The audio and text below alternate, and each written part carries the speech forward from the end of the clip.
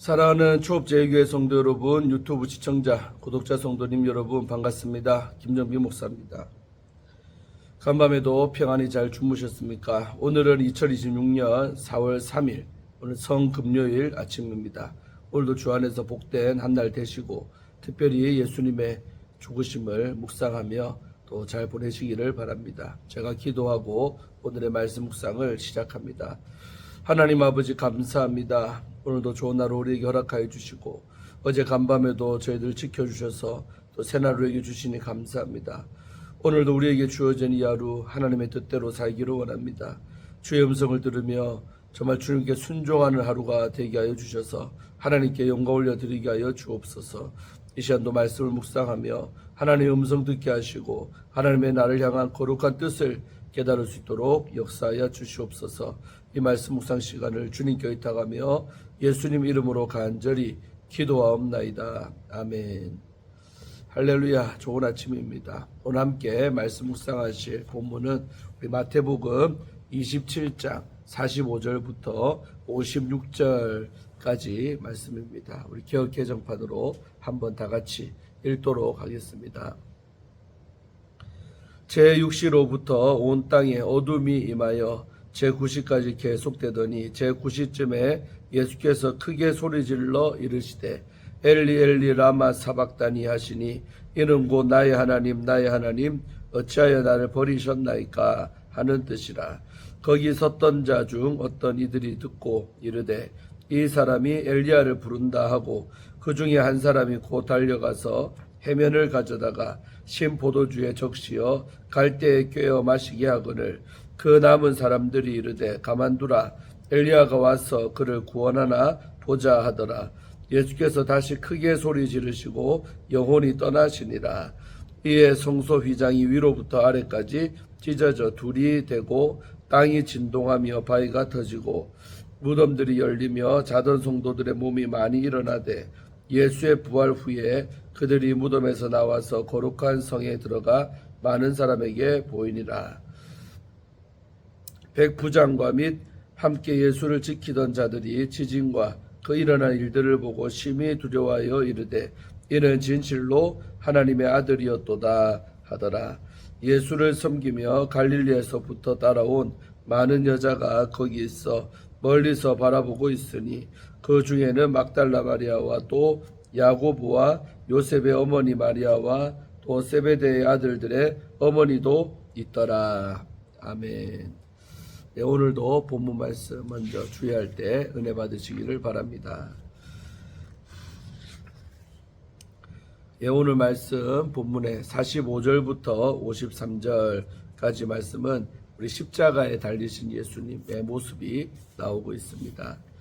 자, 45절에서 53절은 예수님이 십자가에서 운명하시는 순간을 묘사하고 있습니다. 제6시, 우리 개역개정에서 제6시는 정오를 가리킵니다. 45절에 나오죠. 정오. 대낮의 어둠이 3시까지 3시간 동안 온 땅을 뒤덮었습니다. 대낮에 온 땅이 캄캄해진 초자연적인 사건은 하나님의 개입을 의미하는 현상입니다. 오후 3시에 예수님은 큰 소리로 부르짖어 엘리 엘리 라마 사박다니 라고 하십니다. 이는 나의 하나님 나의 하나님 어찌하여 나를 버리셨나이까 라는 뜻입니다. 십자가는 하나님의 아들이 버림받은 자리입니다.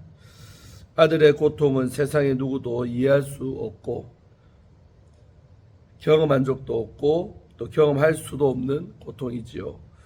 이는 예수님이 겟세마네에서 슬픔으로 기도하면서 호소하신 고통입니다. 사람들은 예수님이 엘리야에게 도움을 호소하는 줄 생각을 했습니다. 47절이죠. 어떤 사람은 해면에 신포도주를 적셔서 막대기에 깨어 예수님이 마시게 했습니다. 48절이죠. 신포도주는 당시 농부나 하층민들이 사용하거나 마셨던 값싸고 질 낮은 포도주였습니다. 사람들은 동정심 때문이 아니라 생명을 좀 더 연장해 예수님의 고통을 더 길게 느끼게 하려고 포도주를 준 것입니다. 예수님은 다시 큰 소리로 부르짖으셨고 숨을 거두셨습니다. 50절입니다. 그때 성전의 휘장이 위로부터 아래까지 둘로 찢어졌고 땅이 흔들렸고 또 바위들이 갈라졌습니다. 무덤들이 열렸고 잠자던 많은 성도가 일어났다고 합니다. 53절에 나오죠. 그들은 예수님의 부활 이후 무덤에서 나와 거룩한 성으로 들어가 많은 사람에게 나타났습니다. 마태는 부활 이후에 일어난 이 사건들을 순환의 이야기 속에 배치함으로써 이 십자가 죽음이 부활과 직결된다는 점을 강조한 것입니다. 성전의 휘장이 찢어진 사건은 여러 의미를 우리에게 전달합니다. 첫째로 마태는 구약 본문을 인용해 묵시적 사건들이 지닌 의미를 암시합니다. 무덤이 열려 하나님의 백성이 살아나며 에스겔 37장 우리 12절로 13절의 이야기 기억나죠. 또 하나님이 임하셔서 성도들과 함께 계시며, 이 말씀은 또 스가랴서 14장 5절, 또 땅의 티끌 가운데 자던 자들이 부활을 한다. 이 내용은 다니엘서 12장 2절 말씀입니다. 예수님의 부활 이후에 성도들이 몸이 살아나는 것은 자기 백성을 회복시키려는 하나님의 이 계획이 성취된다는 사실을 가리킵니다. 이 본문의 성도들은 하나님에 대한 신실한 신앙을 지키기 위해서 고난을 감수한 사람들을 가리키는 것으로 보입니다.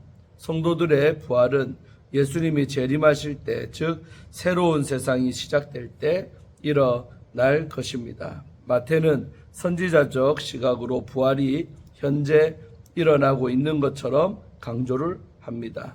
둘째로 성전의 휘장이 찢어진 사건은 하늘에 감추어져 있던 비밀이 드러났음을 보여줍니다. 그리스도의 죽음으로 하늘이 열려 보이지 않는 하늘에 있는 뜻이 땅에 계시가 됩니다. 이 성전은 우주의 축소판으로 보이지 않는 하늘, 또 보이는 하늘, 또 땅과 바다를 상징적으로 담아내는 구조물입니다. 이 성전은 수직의 우주를 수평으로 형상화한 건축물이며, 성전의 휘장이 찢어진 것은 하늘의 문이 열린 것을 의미합니다. 하나님은 예수님의 죽음에 대한 반응으로 하늘에서 내려오셔서 자기 백성을 회복하실 뿐만 아니라 이방인들이 하늘의 진리를 깨닫게 하십니다. 그리스도의 이 죽음으로 하나님이 자기 백성 가운데 내려오셔서 무덤을 열고 회복하시는 것은 임마누엘의 기적입니다. 아들의 희생에 대한 성부의 전적인 은혜로 우리는 예수님을 하나님의 아들로 알게 됩니다. 아멘. 다음으로 54절에서 56절까지 석절의 말씀은 예수님의 증인들이 나오고 있습니다. 사형을 집행한 로마 백부장과 군인들은 진실로 이 사람은 하나님의 아들이라고 고백을 합니다. 이 장면은 예수님의 죽음을 통해 이방인들에게 하늘의 비밀이 드러나고 구원의 길이 열렸음을 보여줍니다. 하늘에 이 감춰진 진리는 예수님이 하나님의 아들이요 하늘의 뜻을 이루기 위해 고난의 길을 선택하셨다는 것입니다. 마태는 이 사실을 예수님의 세례와 또 변화산 사건에서 이미 보여주었습니다. 그런데 이전의 장면들과 달리 이번에는 하나님의 계시, 예수님은 하나님의 아들, 이 계시가 하늘이 아니라 사형을 집행한 로마 백부장과 군인들의 입에서 나왔습니다. 이방인들이 예수님의 신분을 알게 된 것은 아들의 죽음에 대한 하늘의 반응으로 이루어진 결과입니다. 예수님의 죽음을 통해 하나님의 이 구속 사역이 성취가 되었습니다. 로마인들에게 하나님의 아들은 카이사르를 가리킵니다. 그러나 백부장과 군인들은 십자가에 달려 죽은 제수가 진정한 하나님의 아들이심을 깨닫습니다.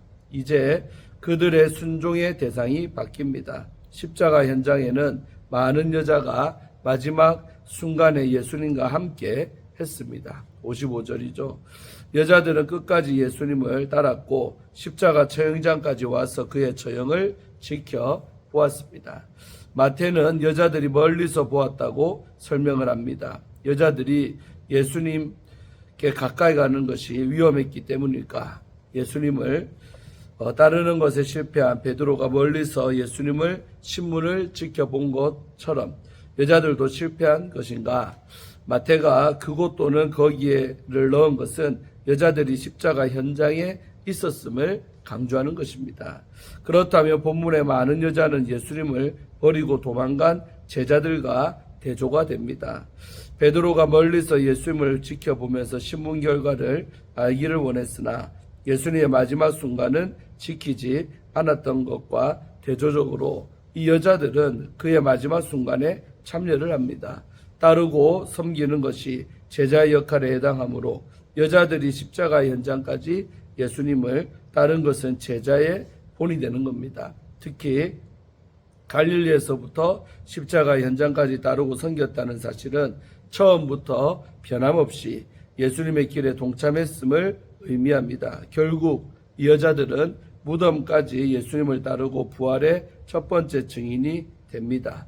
마태는 십자가 현장에 있었던 많은 여자들 중에 3명, 막달라 마리아, 또 야고보와 요셉의 어머니 마리아, 또 세베대 아들들의 어머니를 언급을 합니다. 56절에 나오죠. 이들은 그리스도의 마지막 순간에 일어난 사건을 보증하는 십자가 현장의 생생한 목격자들이었습니다. 여성들의 이름은 가장 가까이에서 예수님과 함께했던 유다와 베드로가 예수님을 팔고 부인한 모습과 아주 대조를 이루고 있는 것입니다. 아멘. 이어서 우리 주연을 마쳤고 주가 보이신 생명의 길이란 제목으로 함께 말씀 묵상할 때 은혜 받으시기를 바라겠습니다.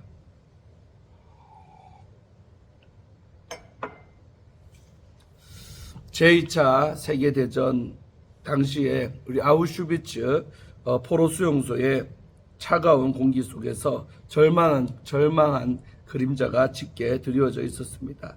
한 남자가 탈출을 시도하다 독일군 장교에게 붙잡히자 한 젊은 목사님이 두벅두벅 앞으로 걸어나와 장교 앞에 섰습니다. 그리고는 나를 대신 죽이시오. 저 사람에게는 가족이 있지만 나는 혼자이니 내가 죽는 것이 낫소. 그의 희생으로 공포에 짓눌렸던 수용소 안에 설명할 수 없는 위로와 소망의 빛이 비치기를 시작했습니다. 누군가의 대속적 죽음은 남겨진 이들에게 살아갈 이유를 줍니다. 오늘 본문은 그 어떤 인간의 희생도 감히 비교할 수가 없는 예수 그리스도의 죽음을 통해 세상의 어두운 가운데 비친 구원의 빛을 우리에게 보여줍니다. 우리 45절부터 50절까지 내용을 통해 은혜의 길을 여신 예수님을 봅니다. 예수님이 십자가에 달리신 지 3시간쯤 지난 낮 12시 온 땅에 어둠이 임했습니다. 이 어둠은 아들을 향한 하나님의 슬픔이자 세상의 모든 죄를 온몸으로 받아내시는 예수님의 고통을 보여주는 초자연적인 사건이었습니다. 예수님이 겪으신 가장 큰 고통은 육체의 고통이 아니었습니다. 하나님 아버지와의 단절, 46절이죠. 또 죄인된 인류가 받아야 할 버림의 자리를 대신 담당하신 그 고통이었습니다. 예수님은 사람들의 모든 조롱과 악의 한가운데서도 침묵으로 순종하시며 시편의 예언을 온전히 성취를 하셨던 겁니다.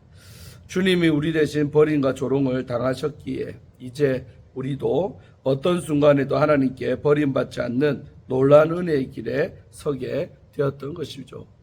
다음으로 우리 51절부터 53절 부분을 통해서 휘장을 찢고 생명의 길을 보이시다. 그 내용을 알 수 있습니다. 예수님이 마지막 숨을 거두시는 순간 하나님과 인간 사이를 가로막고 있던 이 성소의 휘장이 위로부터 아래로 찢어집니다. 이 지성소는 가장 거룩한 곳으로 오직 대제사장이 1년에 한 번 속죄일에 들어갈 수가 있는 장소였습니다. 그런데 예수님의 죽음과 동시에 그 휘장이 찢어진 것은 예수 그리스도의 십자가로 말미암아 모든 인류에게 하나님께 나아갈 길이 열렸음을 보여줍니다. 휘장이 위로부터 아래로 찢어졌다는 것은 구원의 주체가 하나님이심을 분명히 보여줍니다. 이제 우리는 특정한 장소나 조건 또 자격에 매이지 않고 주님의 이름을 부르기만 하면 하나님 앞으로 나아갈 수 있게 되었습니다. 삶의 자리에 어디든 하나님을 만나는 지성소가 되는 생명의 길이 우리 앞에 열렸습니다. 할렐루야. 자, 마지막 부분은 54절부터 56절을 통해 우리 죽음 넘어 믿음의 길을 증명하신 예수님 모습 나옵니다. 이 모든 일을 지켜본 로마의 백부장은 두려움 속에서 고백을 합니다. 이는 진실로 하나님의 아들이었다고. 세상은 예수님의 죽음을 실패로 보았지만 이 믿음의 눈을 뜬 이방인들은 그 죽음 안에서 하나님의 영광을 보았습니다. 또한 모두가 떠난 자리에서 끝까지 십자가의 곁을 지킨 여인들처럼 어둠의 한복판에서도 주님을 하나님의 아들로 시인하는 믿음은 하나님의 구원 역사를 증언하는 귀한 통로가 됩니다.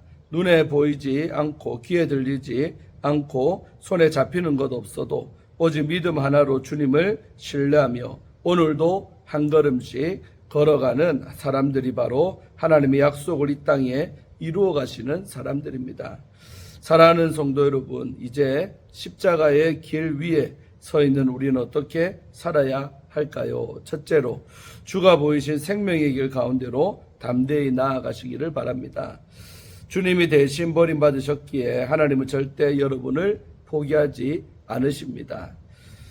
어떤 고난 중에도 나를 붙드시는 주님을 신뢰하시기를 바랍니다. 둘째로 이웃을 향한 화해의 길을 선택하십시오. 주님이 휘장을 찢어 담을 허무셨듯이 우리도 미움과 편견의 휘장을 허물어야 합니다. 셋째로 어둠 속에서도 주를 시인하는 증인의 삶을 사시기 바랍니다. 인생에 밤이 찾아올지라도 주님은 여전히 나의 하나님이십니다 라고 고백하며 여러분이 서 있는 그 어둠의 현장을 밝히는 빛으로 살아가시기를 바랍니다.